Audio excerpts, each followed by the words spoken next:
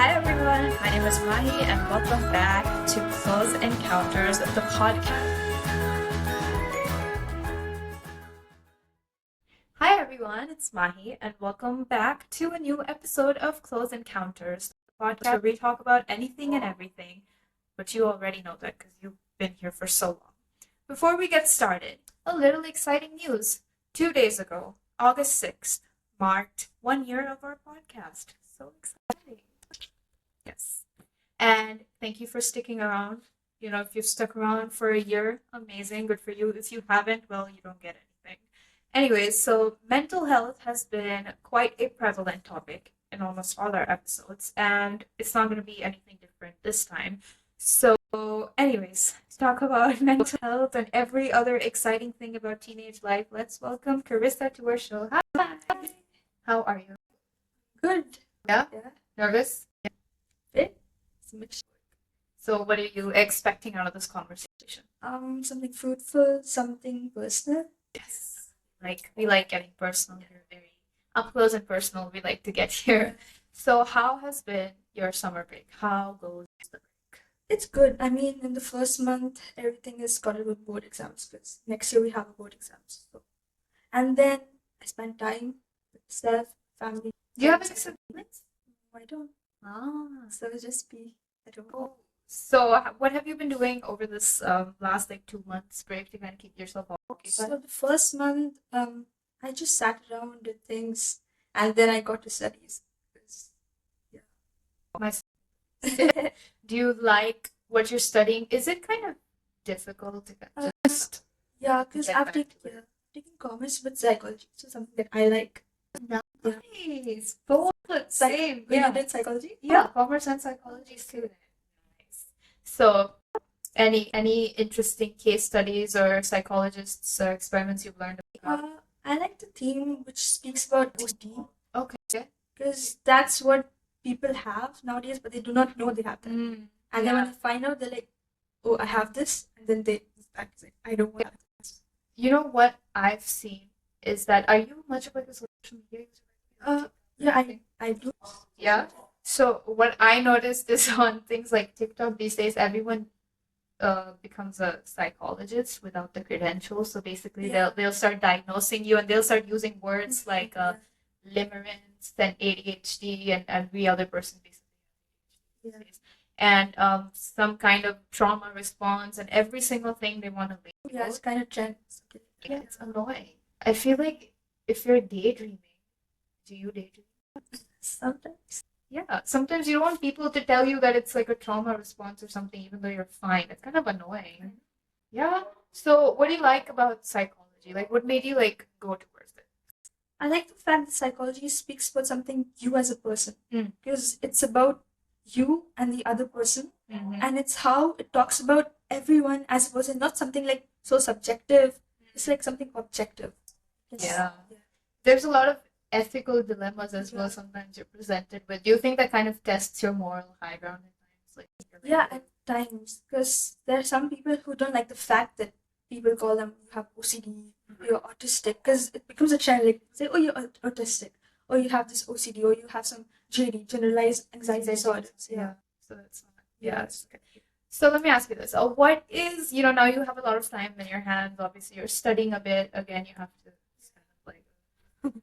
So what is the weirdest thing you've done out of boredom? Like, has there been something that you're just like, ooh, Uh, I just started collecting soft toys. oh my God, what kind? You know the claw machine? Okay, yeah, Claw yeah, yeah, machine. yeah. I don't have this kind of factor. Like I felt like it's like fascinating because I like collecting soft toys, and then when I see this claw machine outside my home, like every time when I'm given like one dirham, I just keep on playing 1, 2, 3, 4, 5. So I just like it. are you good at it? Because it's really difficult to It's get a toy. I mean, sometimes it's difficult, but then I most of the time get it because I'm so used to it. Yeah. So you did mention you are a collector of stuff Yeah. because so am I. What do you collect? I like seashells. I mean, last time I went to the beach, Yeah. I kept collecting the seashells every time. I have a full collection. Yeah? Yeah. And what else? And then I have software collection, as I said. Yeah. And then I have I think that's it. Or there's something. if you could collect something, it might come off as weird to others, but what is something you want to collect for yourself in the future? I think stamps or something like Like that. magnets and stamps and Magnets, everything yeah, the from fridge traveling. magnets. Yeah. I have a full bunch of that left. Amazing. Do you travel a lot? Not that much, but then I would like to do it in the future. Oh, that's fun. So, what else have you been up to? How have you been doing mentally? Like, how have you been doing? Uh, it's good, going good, because 12 there's lots of pressure, and then after 12 I feel like it'll be fine. Yeah. Because is it? So are you asking me? Okay. Yeah. Do you have plans of going directly to uni, or do you want to take some time for yourself? Maybe do a gap year. I think directly. Yeah. Because I heard that if you take a gap or something, so that could, like, after when you go in your career way and all. I think there's education has no time limit or age limit. I think that's the thing. I know, But no, obviously it's understandable. I think people really scare you into that Yeah, I because know. I haven't taken a gap year, but I did take a few months off. Not a gap year. So I started uni. I waited a few months and then I started uni. Not in the traditional sense, like after summer break, but a bit differently. It was fine. It was fine. But then obviously make sure you take time for yourself. That's the most important thing to prepare yourself mentally. So what have you been doing to take care of yourself? Is there something that you enjoy doing as like a form of self-care? Oh yeah, skincare, Nice. that, and yeah, mental care, Like, keeping yourself like alert. I mean, as a person, like me in 12, mm, me after 12, like 17. I'm 17 now. wow. Yeah. Okay. So then, what I'm supposed to do as 17-year-old girl? Mm, I mean, there's so many things happening around me. yeah. I mean, just being alert. Yeah. That's really important. That's true. So was it like being a teenager, like right now in the present moment? What is it like? What's going on in your head? Mixture feelings. Like what? Yeah. Because I heard people saying when you're 18 you're an adult. I mean, I don't understand the fact like you're 17 and you're 18. Yeah, and then like I can call myself an adult after like I'm 20 years. There's the time when you get matured, but then I don't feel like I'm matured. I feel like 18 is the American version of an adult because in a lot of places, I think in India, you're like 21 or something. Yeah, to be 21. There's considered 18 an and adult. 21. Yeah. So everyone follows the very Western route of being called an adult. So what makes you feel like an adult? Do you do anything or do you like to like stay in touch with your inner child, not growing up too fast? I feel like the next 10 years I'll be the same because they're like it's just that when I'm at school, people call me mature. Like my friends circle, they're like you're very mature. Like they take advice from me, and then when I'm at home, my parents are like you're immature. I think every parent says that even when Yeah. I feel like they don't see you in that outside Outside, yeah. setting. So that's interesting. You also told me that since you're a psychology student, your brain is kind of receptive to different perspectives, observing people. You said that a lot of people tend to multitask as a way of Multitask. avoiding their feelings. Yeah. So what happens is when a person gets to know, oh, I have this kind of disorder, I don't wanna accept the fact that I have this disorder. I want to multitask. I want to do what she does or what he does, and then they start to overburden themselves. It's like I'll do this. I want to do this work plus I want to do this. See, I don't have this. So they go on like that. They want to multitask and avoid the fact that they have that. That Sort issue of with- something, yeah, something that's bothering them. Yeah. Yeah. Have you seen that happen around you, whether it's maybe at home, maybe like with your friends as well? Yeah, I have a couple of my friends, many of them, they have this. They say, I have OCD. I want the chair straight. So when we are leaving school, they're like, this girl, she comes like, she keeps the chair straight. Oh, I have OCD. I want to keep this correct. You want to do this? I ask her, okay, I'll help you. And then she's like, no, I can do this on my own. I'll do this together. So like, she's a good friend of mine. And she's like, I can do this together. I can do that together. So I can do everything myself. Yeah. So she goes like that. The multitasking thing, I do it as well. But I feel like when you start doing too much from a young age, you can't sit still. There's a lot of stuff that comes up in your head. I mean, maybe you might experience it in the future as well when you're done with school, but you will see that there's a lot of stuff that comes up. So many questions, and you're left questioning kind of yourself. And so to avoid all of that, you're like, let me just go dive headfirst into whatever work I find. Maybe fixing my room, maybe doing my homework.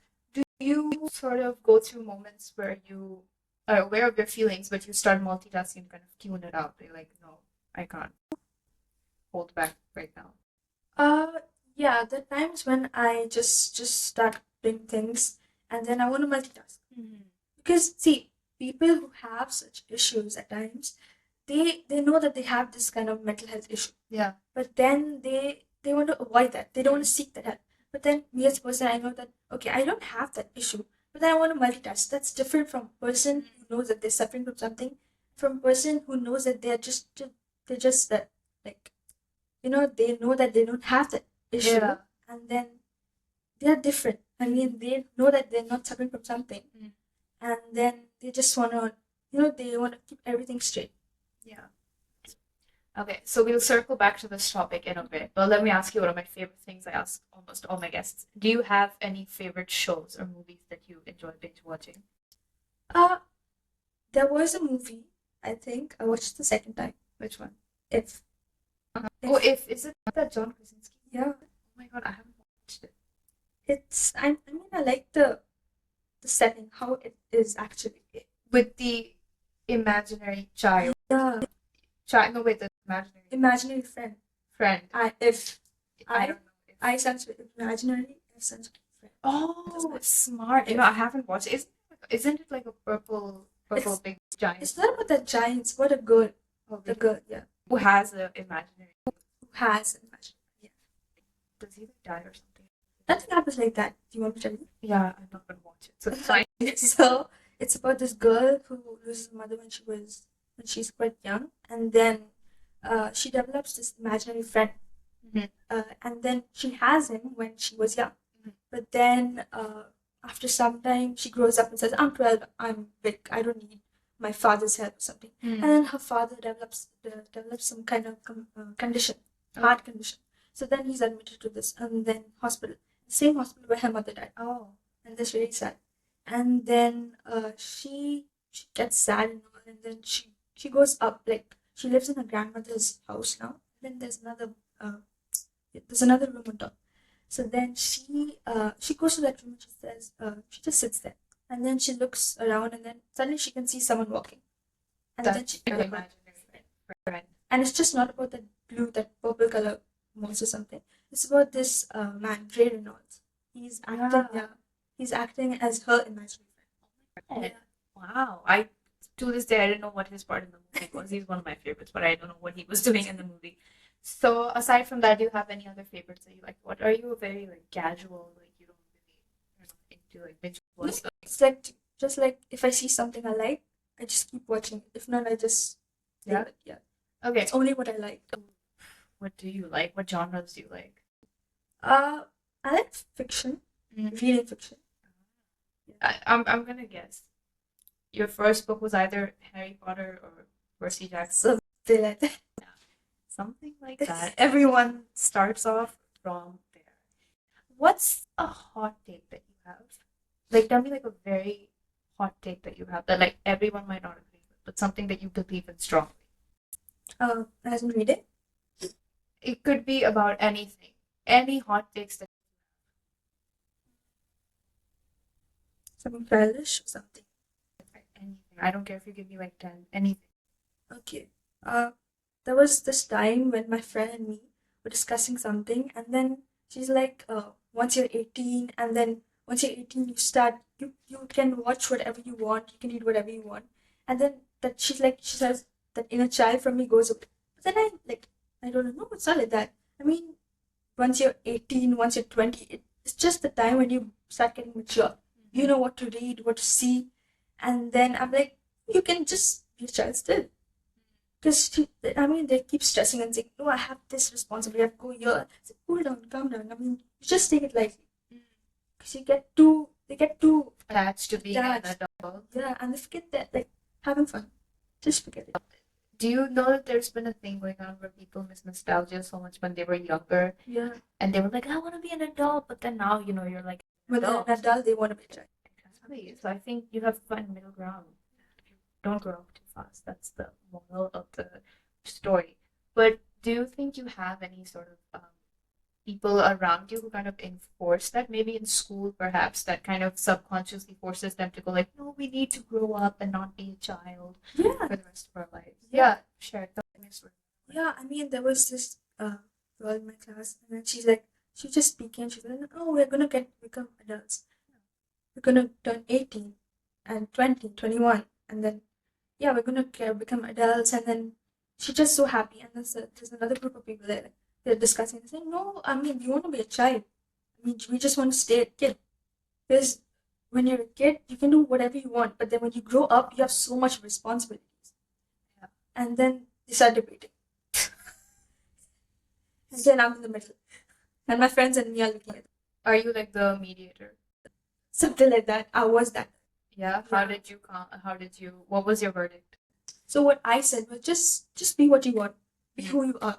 Just don't. You want to listen. If you're going to listen to them, you're going to just do what they want. If you want to listen to them, you're just going to do what they want. Just be what you want. If you want to be an adult, stay an adult. If you want to be a child, there's no reason to argue or something like that. Just be what you want. So, if someone asks you, who are you? What would you tell them? As a person, As anything, like as a person first, excluding all any accolades or whatever you Yeah. have, who are you as a person? so as a person, someone would call me fun. Yeah, fun. Because I'm that person who's always funny, and then I have Tell me a some. joke. I don't have it. Tell me a funny story then.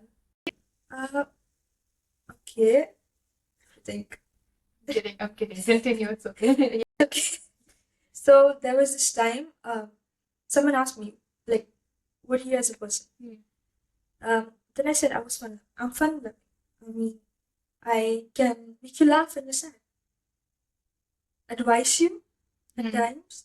Because there was a time when this girl comes to me and she asked me for advice. Not for herself, for parents. Oh. Yeah, and then she knows that she can rely on me. Yeah. I can support her. So, the kind of person. That's so sweet. Do you think that in a way makes you feel like an adult? Maybe maturity kicks in, or do you just maybe you know how they say kids they give really good advice because they don't think so much? Do you find yourself relating to kids because they just don't think so much? So do you do that when you're sharing advice with someone, or do you like really get to it? No, I mean, there's times when you get serious at things. Yeah, but they really need something serious with me. I would joke with it. I mean, I'll take it seriously, really serious. And then I'll give them some good advice. But then I feel that that's not the kid in me. I'm speaking as an adult, even though I'm not 18. So that's the thing. Even when you're 17, you can speak as an adult. And when you're 18 or 19 or 20, you can just speak as a child. So, I mean, it's just the time that takes everything. Okay, so because you give advice to people, and in school I used to be the same way. I think it was like tied up thing where like after every test paper that we got, my friend used to not do good, and the walk from up to our classroom to our bus, the entire like 5 minute walk, she used to say, "Mom, mom's gonna shout at me," and I used to take that as my opportunity to shine. I'd go like, "You don't want to tell your mom, Mom, I did my best. Mom, I promise I'll study. Mom, I'm sorry, blah blah blah blah blah." It used to be like an every other day thing. So, have you ever given advice on something that's never happened to you, but then you give like really good advice on that specific topic? Yeah, I had this thing, my friend. She scored. She didn't complete a paper, and she assumed that she's really going to score bad. And then I'm like, I didn't complete my last question, and she didn't complete some, I think MCQs or something in a question. And then I said, I didn't complete my 6 mark question. And then she saw me literally smiling at her and speaking so, I mean, boldly, telling her, no, it's fine. You missed a 1 mark question. I missed a 6 mark. Did your parents know? I think they know. They know now. They know. Did you freak out over not finishing your question? No, I mean my entire paper was what I checked. Everything I got correct except that 6 mark question. It was an 80 mark question. So Oh my God. Wow. Okay. I don't even remember if I've given an 80 mark exam. I've given either 20 or 100 or 50. No one ever likes to make things easy for us. So that sucks. Anyways, yeah. So, sometimes kids come up to you, they'll say like, "Oh, I'm having relationship problems. Can you give me advice?" Because that will happen. That used to happen to us in school. Because like well, it's like, kids, like stupid people, they don't really know what they're doing. They just call it a relationship. And the best part was, you give them advice that is so good. Everyone just looks at you and they're like, oh my God, did you actually say that? But like, that's the thing. I've never, engaged in that sort of thing. You don't go in with the wrong crowd. Have you ever had a moment like that? Where, again, like you haven't personally been through it, but then you give some words of wisdom that's so good, everyone's just like, wow, she's Yeah, too smart. my friend, as I said, one of my friends, she came to me asking this help for her parents in a relationship. Not even hers, her parents'. And then it's just like extended family member, and then I go and tell her, no, you're supposed to do this. Try to bring them together. Did that? I didn't ask her after that because I didn't want to get into that because I've never been through something like that, and I just tried to support her, give all I could. If you could tell people like one piece of advice, like without holding back, like no matter how rude it sounds or whatever, what would you tell them? Like everyone of all ages. Yeah, you must compromise at some time. Because people nowadays they don't want compromise. They don't want to compromise. In like what way do you think they don't want to compromise? I mean, if you got a really good friend, she likes something, you like something. For example, you like that, she likes that. Give to her. I mean, if you love her that much, just give to her. So that compromising. But if you don't want to do it, tell her blankly. But then if she doesn't want to listen or something like that, just See now, it depends on what the friend wants. yeah, not everything. Yeah, no, not everything. Like what? Like what are we talking? Like a book or like a piece of clothing? Like what? Piece of clothing. Give your clothes. No, I mean, if you go to like this mall with her, Yeah. And you buy it for her. yeah. No, you buy it for yourself. She likes. Okay. No, but then I bought it for myself. See, it's not necessarily it's supposed to be a clothing or something. I mean, it can be anything. It's not supposed to be a best friend or something. It can be anyone. Someone who's really close to you. Okay. That's a good debate. That is a very good topic. Yeah, I feel like compromise comes in a lot of ways. I just don't. Yeah, that's a good topic to talk about. I agree partly with what you said. Okay. Now the adults around us, because you're in school, I mean, obviously you're surrounded by people who, like teachers and principals and counselors and all, they want to say a lot of things to give you. Okay, yeah. So what's like the worst piece of advice you've gotten from someone?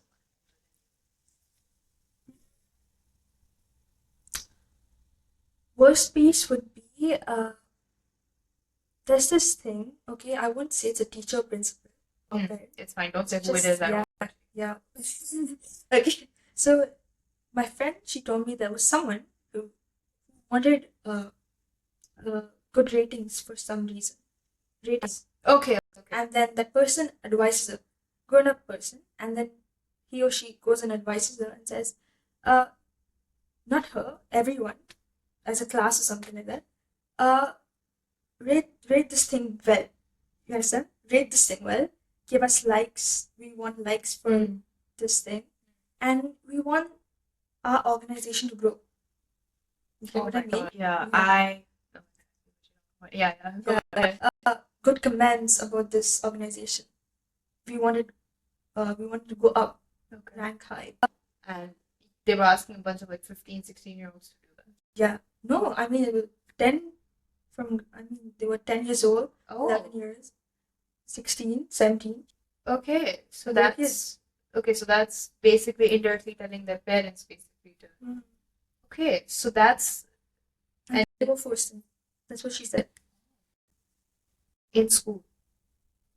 I know. I mean, there was someone in school who told me that. So I don't know if it's school or something else. Wow. Oh my God, do kids still say their secrets? I mean, you're not a kid, but like I'm not that older than you, honestly. There's like maybe like a 2-year difference between us. But do they still, because when I was in school a couple years ago, everyone used to like share secrets from like everywhere. Can you tell me tell me something good, like a good secret? Good secret. My junior told me. Sure. There was a time when my friend, she's in 7, and then she comes up to me and then she says, I thought you were in grade 6 because you look like that. And that was a very good secret because me and my friends were sitting. She said, "Come up here, I want to tell you something."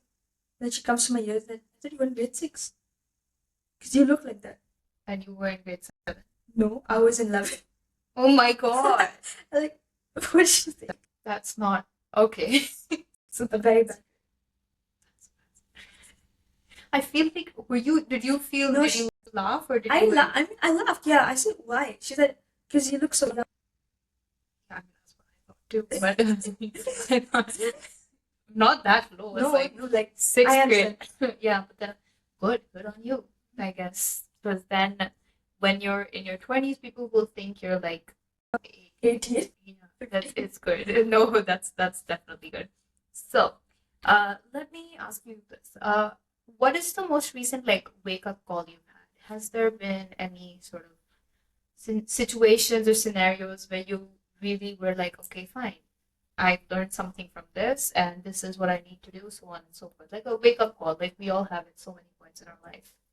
Oh yeah. The thing was, I was in school, and then I started taking part in a lot of activities, extracurricular, and then I was lagging in my studies Oh. because I started, sports activities, and then singing, dancing, all the other activities in school, and then I lagged in my studies. And then my teacher, she comes up to me, she said that, what, like, you need to get everything correct because she saw me enrolling in so much, and I was the editor at school that time, and she knows the pressure on me. So I was doing editing for her and for the school, and then she told me, don't take part in so many activities because already you're an editor, Okay. and you got studies also. Yeah. So just leave it how it is, and then just leave it how it is, and then just start doing what you want to do by just editing everything in school well, and then don't get too I wanted to be the best at it. So I just want to do this, and this all together. So she told me, do what you want to do, but then it's just my advice because so at the end, she's a teacher. She can't just tell me what to do and what not to do. So she just gave me advice. Just do what you want to do, but then that's my advice to you. And then I realized, okay, I think I'm just enrolling too much at school. Let me just leave these activities to aside and then just focus on studying. Because anyways, me and my friend, we were like the senior editors at school at it, and we had to edit everything at school for the entire school from like nursery till grade 12. We had all the editing things on our shoulders, and then we had the magazine to come up like by this March, and then we had exams too, finals. So it was a lot, and that was a wake up call for me. Wow, that's a lot of work. So pertaining to another one of this, maybe do you have a story that really stuck with you, whether it was good or bad, something that happened to you, and you think about it once in a while because there's a lot to learn from it, good or bad, anything. Oh yeah, I was 3 years that time. I was 3 years old. When you were an editor in school? No, no. Then what? Something good. I mean, when I was 3 years old, I rescued my parents. Oh my god. Really? I rescued myself also. Yeah, because I got locked in the house, in my home. Okay. In my home, because the window was open, wind blew, and then my parents, I think, we just got up, and my parents went out. I think they were dusting some carpet or something, and they went both out. So they didn't have any phones, nothing. So they weren't in any situation to go down and call that just for help to open the door. And the door got shut on its own, and I was just 3 years old. I barely could speak properly, but then I could understand. So then my mom and dad are out, and they don't know what to do because I'm in and I'm 3 years old, and if I get stuck in the house, they can't come in. All they have to do is just break the door.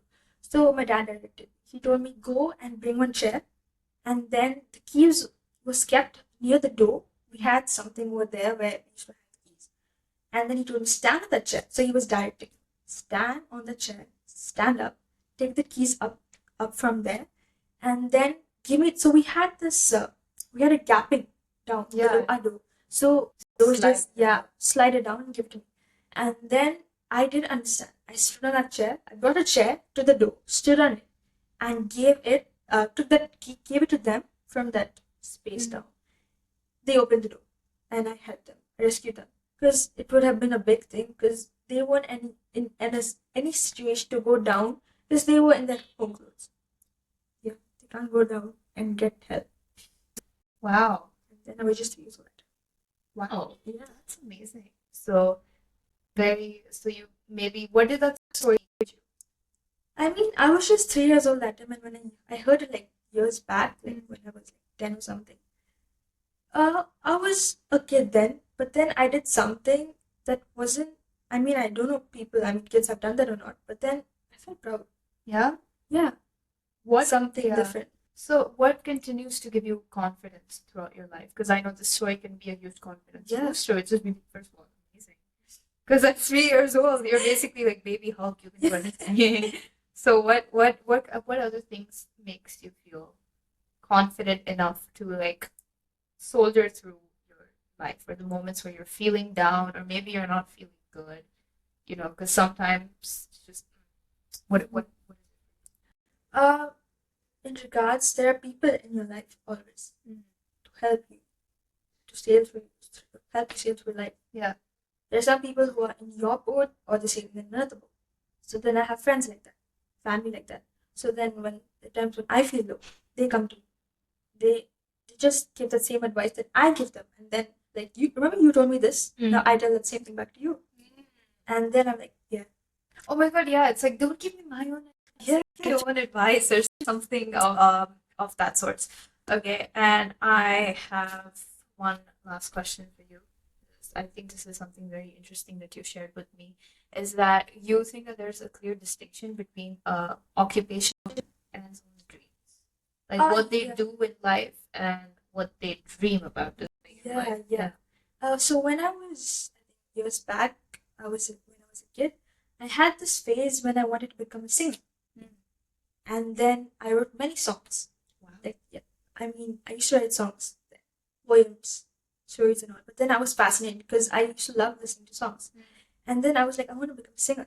But then I had people telling me, okay, if you want to be a singer, you need to do something else in life.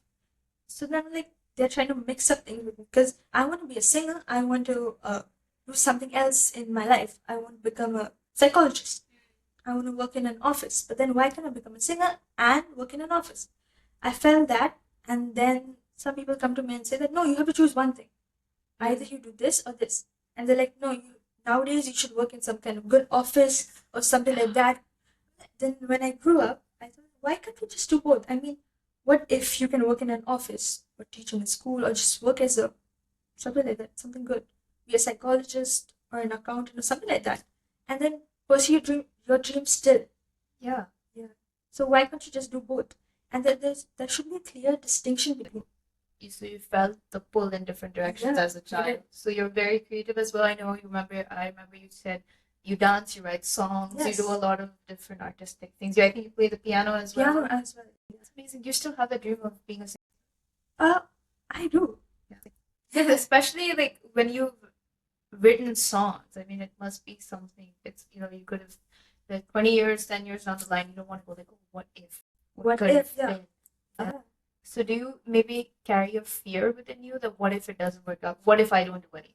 What if I listen? Because adults, they like to scare you. What if I just don't do anything with my dream?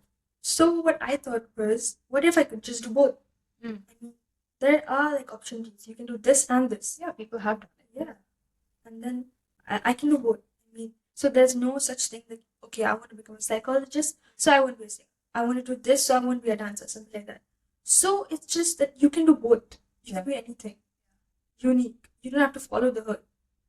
I The mean, hood. like, hood. The hood. Yeah. I like The hood how of you said- curves. No, I like how you said that. Because 10 years back, people were like, the old generation. Okay, you want to be, so they're like, you want to become a teacher in a good school. So you can't do this. Just one thing. But then I believe you can just do anything what you want. So let me ask you this: 5 years down the line, I believe you'll probably be finishing uni by then. What do you wish? Who do you wish to become or wish to do in your life by then? At least not some grand thing, but maybe do you wish to be kinder, more understanding? Maybe do you wish to travel more? What is it? I want to understand others better. Something because I've been through situations when I've misunderstood people. Because been through betrayals and all. by people. I heard stories like that. So how? Let me ask you, how do you get over things like that? How do you get over that? Because it's really difficult. Yeah, I know. First thing, just understand their perspective. Why did they do that? I mean, what was the reason for them doing that? And then, if they did that purposely, you know that they don't have anything good Yeah. for you. Just understand that first. Second thing, then you see yourselves, or you see yourself. Okay, why I was like that to that person? Was I being good? Was I being bad? Was I doing that purposely? So then you know what is happening actually in your life, in that person's life. And what else do you see yourself doing 5 years down the line? Someone who's sorted out things in life. I mean, now everything's not messed up. It's confusing because your voice is Chaotic. chaotic. Yeah, and then 10 years down the line, 5 years down the line, I see myself sorting out everything and knowing what I'm supposed to do, what I'm supposed to do when, and aligning things correctly. That's amazing. That's very so that could be a well thought out person. Yeah. So, one last thing before we wrap things up, would you like to give the people watching anything, a piece of advice, any message you want to give? Just look into the camera and say whatever you want. Okay, so keep dreaming, and once you've dreamt your dream, live it. Just don't stand over there. Don't be stagnant. Just then live your dreams. And then don't let your current circumstance or situation define who you're meant to be. And then just keep that hope alive. Wow, Yeah. that's one of my favorites. Very nice. So that brings us to the end of our episode. Thank you so much for being here, Karissa. You came from very far away. I feel really bad about it. Thank you so much for coming, and thank you all for watching. If you liked it, you know the drill. Like, share, comment, subscribe, blah blah blah, and I will see you all in our next episode.